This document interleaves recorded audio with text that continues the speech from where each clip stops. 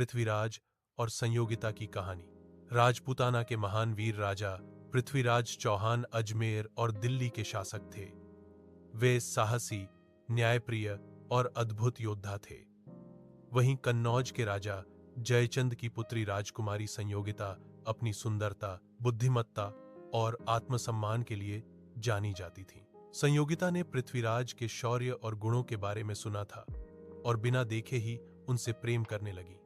दूसरी ओर राजा जयचंद और पृथ्वीराज के बीच राजनीतिक वैमनस्य था।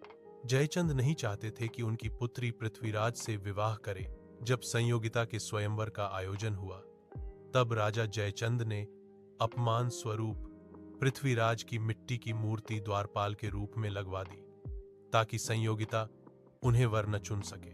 लेकिन संयोगिता दृढ़ निश्चयी थी।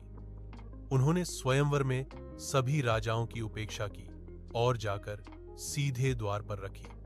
पृथ्वीराज की मूर्ति के गले में वरमाला डाल दी। यह संकेत मिलते ही पृथ्वीराज अपने सैनिकों के साथ वहां पहुंचे और संयोगिता को घोड़े पर बैठाकर वीरतापूर्वक कन्नौज से ले गए। इस प्रकार दोनों का विवाह हुआ।